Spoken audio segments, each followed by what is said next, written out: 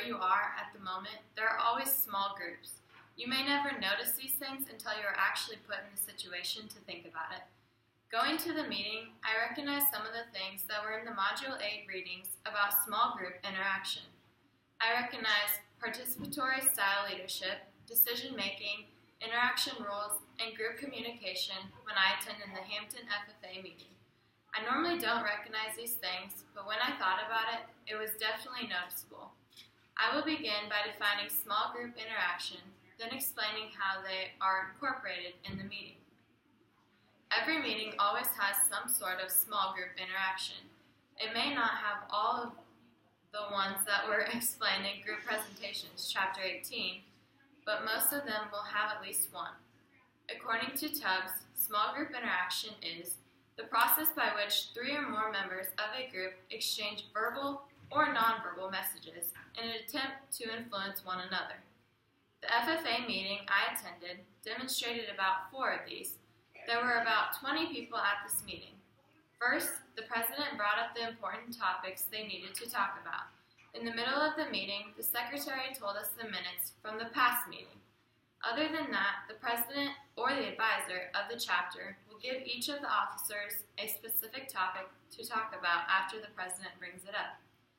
After one of the officers brings up a topic, it is an open discussion for all of the FFA members that attend the meeting. During this time, I can tell that cohesiveness is not our best interaction subject. Karen, Brawley, and Wedmeier's definition of cohesiveness is the tendency for a group to stick together and remain unified in the pursuit of its instrumental objectives.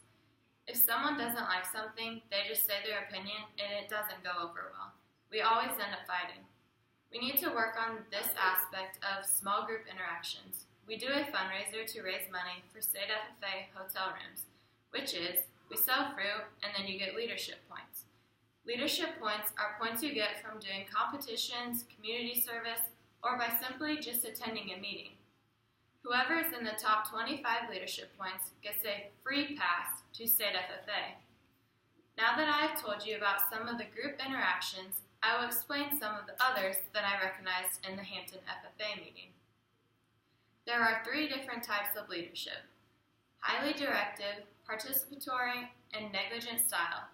Our FFA meeting presented participatory style leadership during their meeting. According to Brilhart and Adams, the meeting centers around a designated leader who offers guidance, suggestions, listening, and concern from members while also showing concern for completing the task. They want everyone to be happy by giving their opinions, but yet they don't want to get too far off the actual planned task. The president of the FFA chapter is not forced to take action, but they give off ideas that need to be presented so we can discuss them. This is participatory style leadership. Another group interaction is the decision making. This is the main thing our meeting is revolved around. If we aren't going to be making decisions, why do we have meetings? This isn't just a leader role, it is a group process. The main decision that the FFA chapter had to discuss was whether or not we should get leadership points. This topic caused a lot of discussion that night. Some people thought it was okay that we didn't get them, and others thought it would be unfair that they didn't get points for selling fruit.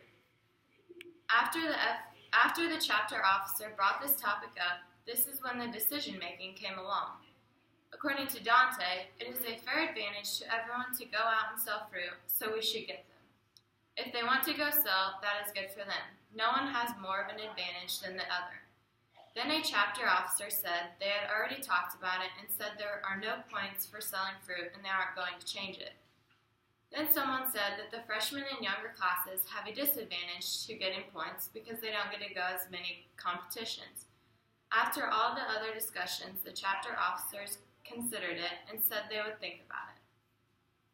Now that I have informed you on some of the small group interactions that happened at the meeting, I hope that maybe you can take some of this and use it in a meeting you are involved in to try and make the process easier. I think that cohesiveness is a big advantage to having a successful small group interaction. If you can't work together and make up ideas that all of you have thought of, You aren't going to get very far because someone will always end up getting mad.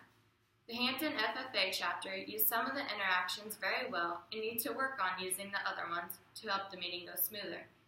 Seeing some of them work and others not so well has made me think of how important these rules actually are for a meeting to be successful.